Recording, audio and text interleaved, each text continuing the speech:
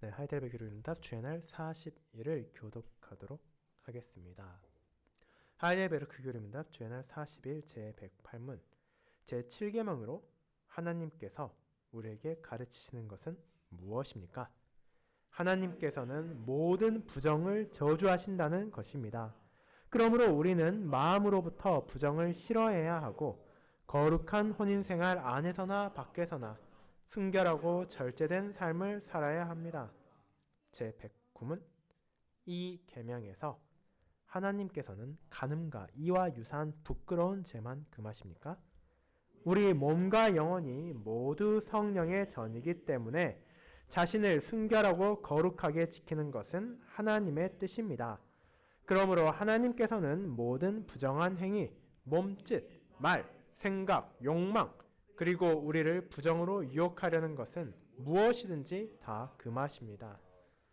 네, 말씀 봉사 후에는 찬송 2장 1, 2, 3절을 통해 사도신경을 함께 고백한 후 시편 51편 1, 2, 3, 5절을 이어서 부르도록 하겠습니다.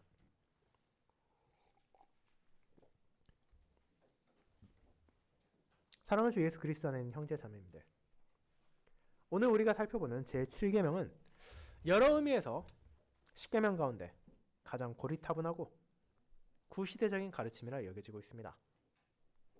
일반적인 다른 계명들은 그래도 나쁘지 않다고, 교회를 다니는 사람들이라면 그럴 수도 있다고 대다수의 사람들이 받아들이지만 제7계명에 있어서는 이건 이제 더 이상 우리가 받을 수 없다고, 이것은 개인의 자유를 침해하는 잘못된 가르침이라고 주장하고 있습니다. 그 이유는 분명합니다. 오늘날 많은 선진국들에서 선포되는 구호는 명확합니다. 내 몸은 내 것이라는 것입니다. 이는 내가 어떤 성적인 정체성을 가지건, 내가 누구와 성적인 관계를 가지건, 그것을 결정하는 것은 바로 나라는 것입니다. 결국 이것은 제7계명의 가르침과 완벽히 반대되고 있습니다. 그렇게 동성애가 개인의 선택이 되고 간음도 죄가 아니라 그저 개인들이 해결해야 할 문제가 되어버린 이 사회에서 제7계명과 그에 따른 삶은 점점 잊혀져 가고 있습니다. 하지만 그것이 정말로 진실입니까? 세상이 바뀌고 사회가 변화했으니 제7계명에 눈을 감고 내가 나의 몸의 주인이라고 말할 수 있습니까? 그렇게 스스로의 모든 것을 자기 뜻에 따라 규정하는 것이 우리에게 정말로 평안과 안식을 줍니까? 하나님의 말씀은 그와 같은 사람의 생각과 행동이 무엇인지를 분명하게 선언합니다. 이것은 자유를 누리는 것이 아니라 하나님께 반역하는 것입니다. 하나님께서 주신 자유를 죄를 범하는 데 사용하는 어리석고 완악한 행동입니다. 그렇게 하나님께서는 애굽 땅에서 건져내신 이스라엘을 향해, 그리고 가나안 땅으로 향해 나아가고 있는 자기 백성들을 향해 세상의 풍속을 따르지 말고 그곳의 규례대로 행동하지 말라고 엄중하게 경고하십니다.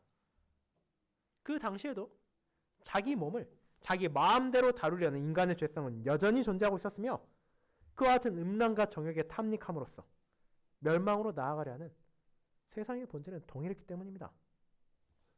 그렇게 하나님께서는 이스라엘을 향해 너희가 어떤 존재인지를 떠올리라 하시며 그들이 세상의 기준에 따라 살아가는 것이 아니라 하나님께서 주신 그분의 뜻에 따라 살고 그분의 뜻에 따라 자신의 육신까지도 받아들일 수 있도록 거룩한 말씀을 주신 것입니다.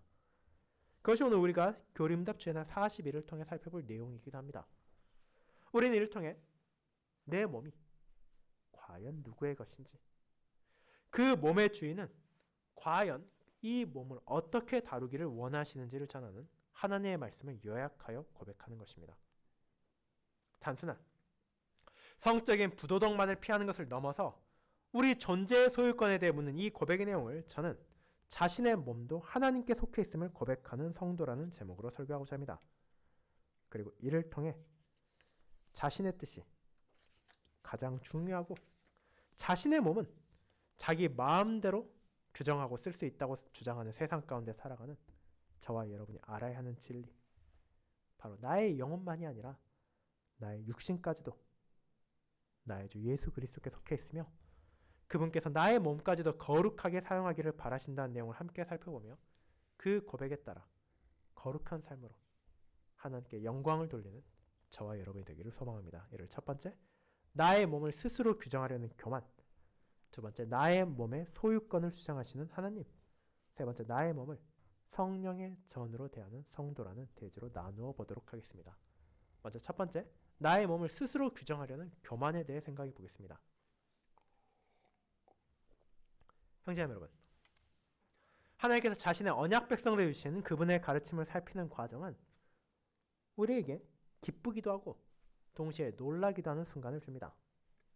하나님께서 사랑 안에서 우리를 그분을 향한 사랑, 이웃을 향한 사랑으로 부르셨다는 것에 감사하지만 또 그 계명을 살펴보게 되면 그 안에 담겨있는 가르침은 우리가 너무나 쉽게 간과하는 것이기도 했으며 또 나의 편의와 감정, 상황과 환경에 따라 무시하기도 했었다는 점에서 자신을 반성하고 돌아보게끔 만듭니다.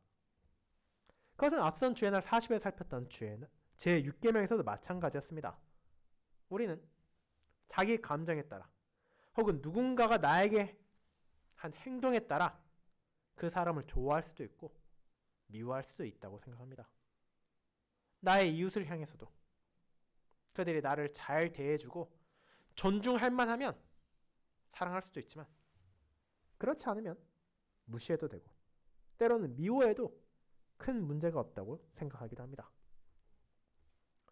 하지만 하나님께서는 모든 생명의 주권이 그분께만 있음을 선언하십니다.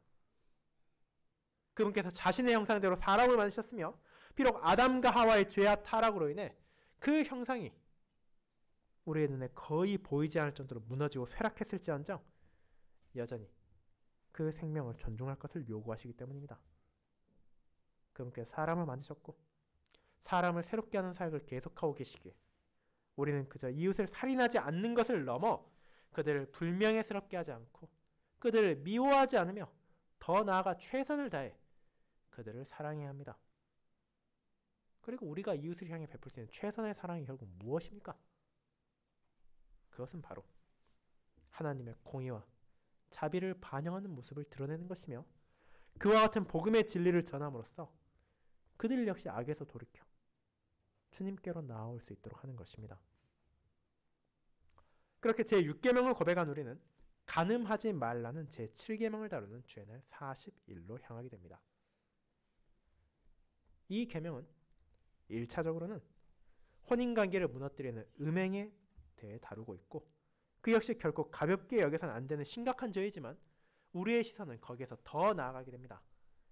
제6계명이 살인이라는 대표적인 죄를 통해 나의 이웃을 해치는 모든 행동을 금지하고 그들을 사랑해야 한다는 것을 알리며 그 이유가 생명의 주권이 하나님께만 있음을 알려주었다면 제7계명은 간음이라는 대표적인 죄를 통해 과연 내가 나의 몸을 어떻게 다뤄야 하는지 나의 몸의 소유권이 과연 어디에 있는지를 알려주고 있기 때문입니다. 그런데 이 가르침은 생각보다 훨씬 어려울 수 있습니다. 어찌되었건 타인의 생명은 나의 것이 아니기 때문에 다른 사람에게 피해를 주지 말아야 한다는 일반적인 사회의 통념에 따라 6계명을 받아들일 수도 있지만 나의 몸은 또 그와 별개의 것이기 때문입니다. 내 몸이 나의 것이 아니면 대체 누구의 것이겠습니까? 내 것을 내 마음대로 쓰는 것에 어떤 문제가 있습니까? 그것은 오늘날에 갑작스럽게 나타난 생각이 아니라 인류 역사 가운데 계속해서 존재했던 주장이며 삶의 방식일 뿐 아니라 사실은 세상의 상식이기도 했습니다. 그렇게 우리가 내 몸도 내 정체성도 내가 정한다고 외치는 사람들을 마주하는 것은 실상은 전혀 놀라운 일이 아닙니다. 그런 이들이 사실 과거에도 지금도 각기 다른 모습으로 사회의 주류를 이루고 있기 때문입니다. 내가 느끼는 욕망이 삶의 기준이 되고 내가 원하는 바대로 나의 것을 규정하는 것을 자유로 생각합니다. 그리고 이는 지금으로부터 까마득한 옛날인 수천 년 전에 출애굽 시대도 다를 바가 없었습니다. 그것을 우리는 오늘 읽은 레위기 18장에서 읽을 수 있습니다. 여호와께서 모세를 통해 3절에서 어떻게 말하십니까? 너희는 너희가 거주하던 애굽 땅의 풍속을 따르지 말며 내가 너희를 인도할 가나안 땅의 풍속과 규례도 행하지 말라고 말입니다. 잘 생각해 보시기 바랍니다. 우리도 잘 아는 것처럼 당대 애굽은 소위 4대 문명의 발상지로 알려진 근동 지방의 초강대국이자 문명의 선도주자였습니다. 그리고 가나안 역시도 풍요와 번성을 누리는 땅으로서 여러 방면으로 발달된 지역이었습니다. 애굽에서 나와서 가나안으로 향하고 있던 광야의 이스라엘에게서 그 지역들이 어떻게 보였습니까? 그 지역에 발달된 문명과 그 지역의 사회가 자신들이 세울 나라의 본보기가 되는 것처럼 느껴질 수 있었습니다. 심지어 그런 모습이 자신들의 본성과 일치한다면 더욱 그러했을 것입니다. 그들은 애굽과 가나안은 자기 몸을 우상 숭배의 도구로 바친 데 거리낌이 없었고 쾌락을 추구하는 데 어떤 제어도 없었습니다. 자신의 몸은 자신의 것으로서 자신의 욕망을 충족하기 위해 사용되어야 했고 자기가 원하는 방식대로 움직여야 하는 것이라고 그들은 여겼습니다. 그런데 그런 삶의 방식은 무엇입니까? 우리는 레기 18장과 또 이어진 20장에서 온갖 종류의 우리의 몸으로 행해질 수 있는 죄들을 보게 됩니다. 여기에서 열거되는 죄들은 그럴 수도 있는 가상의 죄를 가정한 것이 아니라 실제 당대에 빈번하게 일어나고 있는 음행이었습니다. 오늘날 우리가 상상할 수 있는 온갖 종류의 간음이 수천 년 전에도 이미 존재하고 있었습니다. 근친상간으로부터 시작하여 동성애, 수간을 비롯한 가증한 범죄가 그들 가운데 거리낌 없이 행해지고 있었습니다. 그럼에도 애굽도 가나안도 거기에 대해서 특별한 문제의식을 가지고 있지 않았습니다. 결국 그것을 행하는 건 너의 몸이니 너가 알아서 하고 너가 알아서 책임지라는 것이 그들의 태도였습니다. 그리고 그런 생각은 시간이 지나면 사라졌습니까? 그렇지 않습니다. 우리의 눈을 들어 우리의 정신을 깨워 우리 주변을 둘러보시기 바랍니다. 대한민국을 포함한 많은 선진국들이 과연 무엇을 말하고 있는지를 생각해 보시기 바랍니다. 이것은 오늘날에도 이어지고 있고 더 공공연하게 드러나고 있습니다. 특별히 자신의 성 정체성을 규정하는 것만이 아니라 자기 육신을 자기 뜻대로 사용하려는 방식은 국가에 따라서는 그것을 공교육에서조차 긍정하고 있습니다. 왜냐하면 너의 몸의 주인은 너니까 너의 뜻대로도 아무 문제도 없다고 사실은 그게 바람직한 것이라고 생각하기 때문입니다. 그렇게 그런 사회의 죄에 휩쓸린 교회도 적지 않고 그것에 동조하며 그것이 그럴듯하다고 여기는 신자도 이제는 더 이상 소수가 아닙니다. 하지만 성경은 이와 같은 모든 시대 정신들에 대해 어떻게 정의합니까? 그것이 죄라고, 가증한 행위라고, 잘못된 행동이라고 선언합니다. 그와 같은 가증한 풍속이 하나라도 따른다면 스스로를 더럽히는 것이라고 강력하게 하나님께서는 경고하십니다. 결국 죄의 본질이란 무엇입니까? 그것은 다른 사람에게 피해를 주고 사회에 어떤 나쁜 영향을 주는 것이 아닙니다. 그 모든 것들은 결국 죄의 결과로 나타나는 파급 효과일 뿐 죄의 본질은 하나님의 뜻을 거역하고 그분의 가르침을 거부하는 것입니다. 내 마음의 중심에서 하나님을 끌어내리고 자기가 그 자리에 앉는 것이 죄이며 그와 같은 반역이 가장 구체적이고 가장 은밀하게 일어나는 현장이 바로 우리의 몸입니다.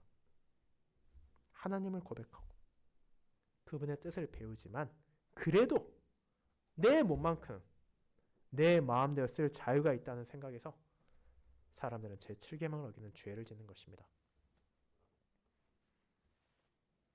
하지만 이제 다시 한번 하나님께서 어떻게 말하시는지를 생각해 보시기 바랍니다. 그분께서 그 정도의 자유는 충분히 있다고 받아들이십니까? 결코 그렇지 않습니다. 108문답에 대한 답은 어떻게 시작합니까? 하나님께서는 모든 부정을 저주하는 것입니다. 그리고 이 본문의 인용 구절이 오늘 읽은 레위기 18장의 30절입니다. 하나님께서는 몸으로 행하는 그 가증한 일들이 땅을 더럽혔고 그 땅이 그 주민을 토하게 되었으며 너희가 이것을 반복한다면 너희 역시도 그와 같이 될 것이라고 경고하십니다. 그렇게 하나님의 은혜를 받은 백성이 그와 같은 가증한 행동을 답습할 때 그런 이들은 언약 백성 중에서 끊어질 것이라고 선언하시는 것입니다. 결국 간음으로 대표되는 육신으로 행해지는 모든 죄악은 단순한 실수나 도덕적인 잘못이 아니라 오늘 우리가 함께 부른 시편 139편에서 고백했던 것처럼 우리를 어머니의 태안에서부터 지으신 여호와 하나님의 주권을 정면으로 거부하는 행동이기 때문입니다. 내 육신이 나의 것이라 주장하며 내 마음대로 쓰겠다는 모든 행동과 생각은 결국 내 삶의 주인이 하나님이 아니라 바로 나라는 것이며 그 결과는 생명이 아니라 멸망의 길로 나아가는 것입니다. 그렇게 하나님께서는 이 7계명을 통해 너희의 삶의 주인이 누구인지 너희의 육신의 주인이 누구인지를 돌아보게 하며 그 주인이 자신이라고 착각하며 방황의 길을 향해 그 길을 멈추고 그 몸의 주인은 바로 자신이라는 것을 바로 하나님이시라는 것을 기억하라고 말씀하십니다. 사랑하는 형제자매 여러분, 그렇게 우리의 눈은 세상을 향하는 대신 하나님의 말씀을 향해야 되고 우리의 귀는 세상의 구애에 내어주는 것이 아니라 그분의 가르침에 드려져야 합니다. 내 몸이 나의 것이라는 세상의 외침은 우리를 자유롭게 하는 것처럼 보일 수 있지만 실상은 우리를 하나님으로부터 끊어내어 다시 죄의 노예로 전락시킬 뿐입니다. 그렇게 이제 나 자신의 몸에 대해 과연 나는 어떤 관점을 가지고 있었는지를 생각해 보시기 바랍니다. 나의 욕망을 위해서 내가 원하는 정체성을 위해서 내 몸을 내 뜻대로 해도 된다는 생각이 들었다면 그것은 사실 우리의 육신의 주인이기도 하신 우리의 하나님을 향한 반역을 저지르고 있는 것입니다. 우리는 그 모든 오만함과 교만을 버려야 합니다. 우리의 하나님 여호와께서 나의 영혼만이 아니라 육신의 주인이기도 하시며 그분께서 나의 몸을 그분의 것으로 삼으시기 위해 얼마나 값진 대가를 치르셨는지를 잊지 말아야 합니다. 그렇게 할 때 우리는 세상의 구애에 흔들리는 것이 아니라 사회의 조에 휩쓸리는 것이 아니라 참된 진리의 말씀 안에서 나의 주인인 어떤 분이신지를 기억하며 그분께서 그렇게 하심을 통해 내게 무엇을 원하시는지를 바르게 고백함으로 그에 따라 육신을 다룰 수 있게 될 것입니다. 그것이 두 번째, 나의 몸에 소유권을 주장하시는 하나님으로 이어집니다. 성도 여러분, 일대지에서 살펴본 것처럼 세상은 끊임없이 내 몸은 나의 것이라 외치고 그 외침은 이제 먼 나라의 이야기가 아니라 바로 우리 주변에서도 더 크게 울려 퍼지고 있습니다. 그러나 하나님께서는 오늘 우리가 함께 읽은 레위기 18장에서 그런 세상의 소리를 잠잠하게 만드는 더 크고 장엄한 선언을 반복하십니다. 그것이 무엇입니까? 나는 여호와 너희의 하나님이니라. 그리고 나는 여호와이니라. 이 선언은 레위기 18장을 통해 계속해서 선포되고 18장을 마치며 다시 한번 강조됩니다. 그렇다면 그 의미가 무엇입니까? 여호와 너희의 하나님이니라는 표현은 지금 모세를 통해 이 말씀을 전해드릴 이스라엘이 과연 그분과 어떤 관계인지를 떠올리게 합니다. 그렇지 않습니까? 그들의 육신이 어떻게 종되었던 집에서 풀려나 자유를 얻었습니까? 그들의 몸이 어떻게 젖과 꿀이 흐르는 가나안 땅에 머무를 수 있게 되었습니까? 그 모든 것은 이스라엘이 강하고 지혜로우며 능력이 있어서가 아닙니다. 하나님이 그들을 불쌍히 여기셔서 애굽에서 건져내셨습니다. 하나님께서 은혜롭게 가나안 땅을 그들의 기업으로 약속해 주셨습니다.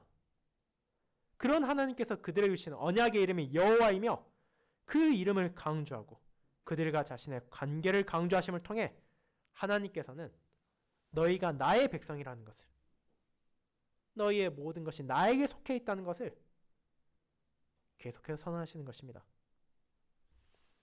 그렇게 하나님께서 이스라엘에게 모든 규례를 주시고 애굽과 가나안과 같이 살지 않도록 하신 것은 그들을 지으시고 택하시며 건지시고 인도하시는 분이 그분의 한없는 지혜로 그들에게 무엇이 가장 필요한지, 무엇이 그들에게 가장 좋은 것인지를 알려주시는 것이었습니다.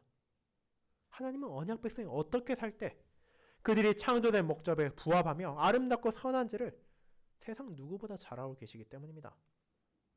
그렇게 이스라엘이 자신의 몸을 애굽의 방식에 가나안의 규례에 내어주지 않고 거룩하게 다스려야 하는 것은 그들이 그저 도덕적으로 훌륭하고 우월해서가 아니라 그들이 하나님의 뜻을 신뢰하고 그분의 주권을 받아들인다는 믿음을 고백하는 존재들이었기 때문입니다. 물론 레위기에서 전해진 이와 같은 말씀을 듣고도 큰 감흥 없이 아니 그건 그저 과거의 이스라엘에게나 해당하는 말이 아니냐고 생각하는 사람도 존재할 수 있습니다. 하나님께서 그들을 애굽에서 건져내셨고 그들에게 가나안 땅을 주셨으니 그런 말씀을 하실 수도 있지만 오늘날의 나는 그들과 다르지 않냐고 항변하는 것입니다.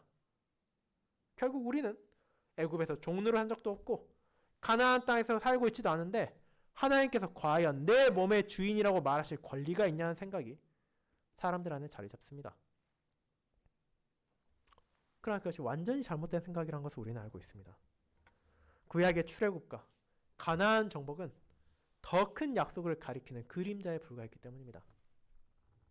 이는 언약 백성에게 주어진 약속의 성취자로 오실 메시아의 승리와 그를 통해 주어질 해방과 유업을 가리키고 있습니다.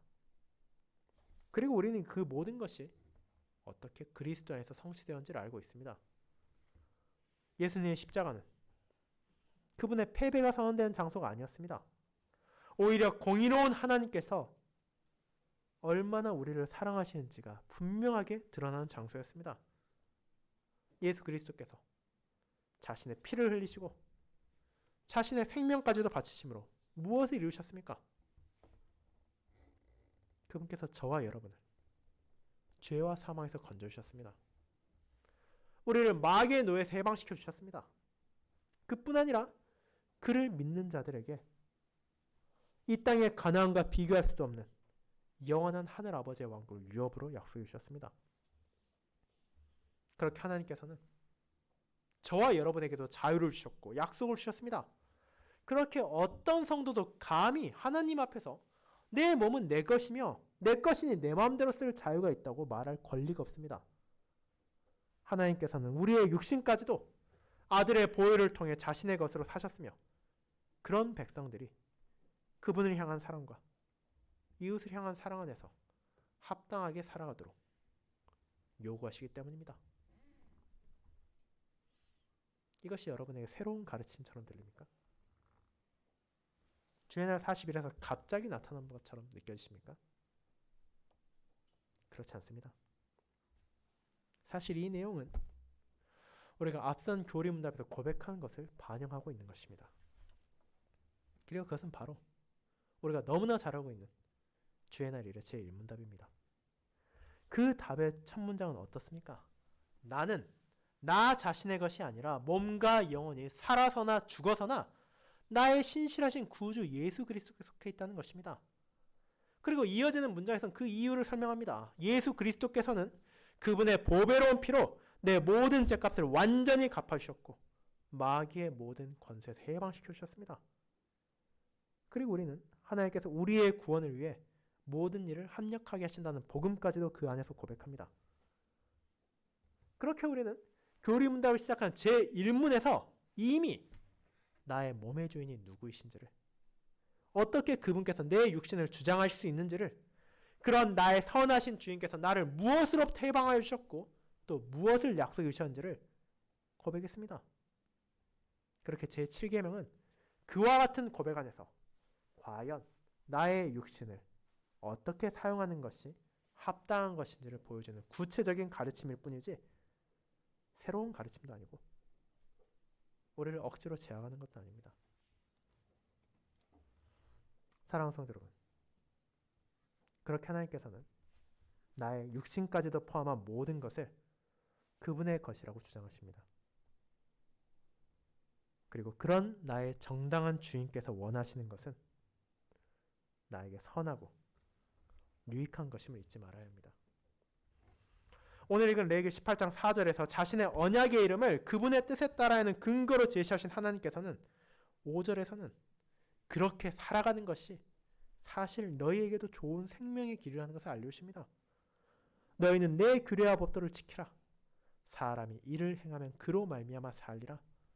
나는 여호와이니라 라고 말입니다. 하나님의 법은, 그분의 주인 되심은 우리를 억압하는 짐이 아니라 우리를 참으로 살도록 하는 생명의 규례입니다. 이 모든 것들을 고백했다면 이제 우리는 그렇다면 내가 정말로 그 진리에 따라 살아가고 있는지를 돌아봐야 합니다. 우리는 과연 내 몸의 소유권이 내 안에 있는 것이 아니라 바로 하나님께 있다는 것을 정말로 인정하고 있습니까? 정말로 나의 눈으로 보는 것, 나의 손으로 만지는 것, 나의 육신의 다른 부위를 사용하는 것에 있어서 내 뜻이 아니라 하나님께서 과연 무엇을 원하시는지를 얼마나 생각하고 계십니까?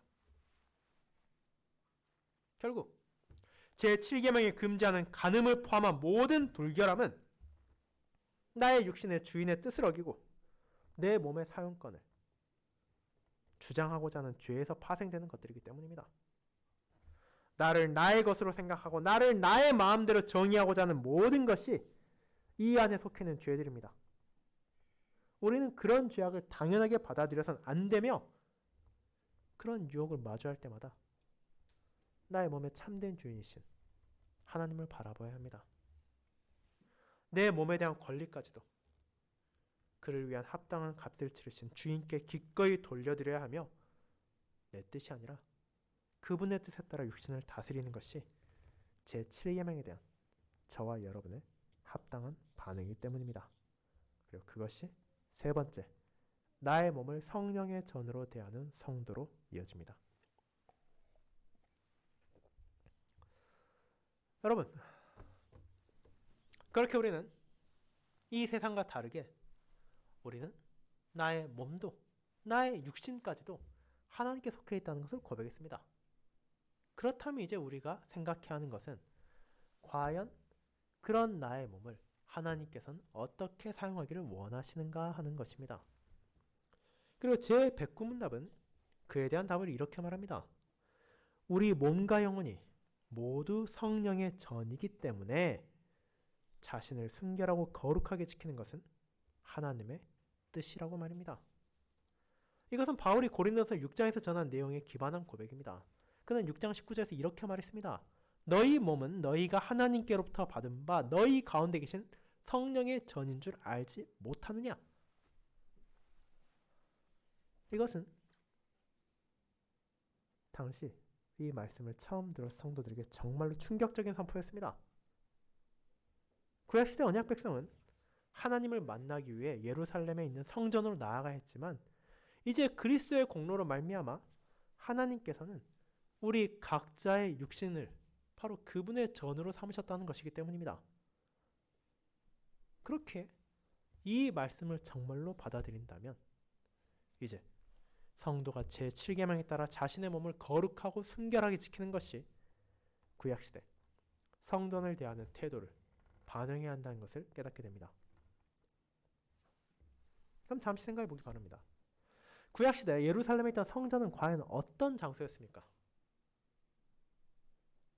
그것은 이스라엘에서 가장 특별한 장소였습니다.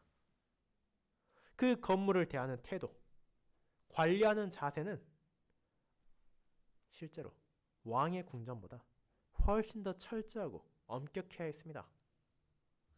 언약 백성은 성전을 다른 건물처럼 대해서는 안 되었고 오직 하나님의 뜻에 따라 그분께서 정하신 방식대로 청결하고 거룩하고 정결하게 다뤄야 했습니다.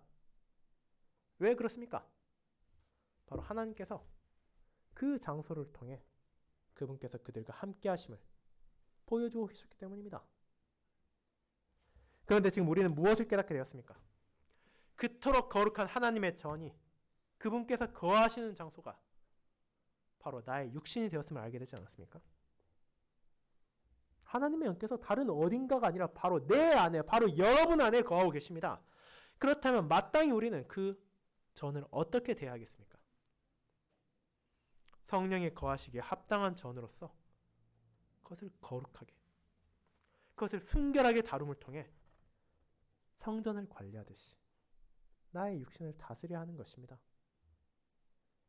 그리고 그런 삶은 세상의 가르침과 반대될 수밖에 없습니다. 세상은 내 몸을 내 뜻대로 사용하라고 외치고 내 욕망을 충족하는 데 최선을 다하라고 말합니다.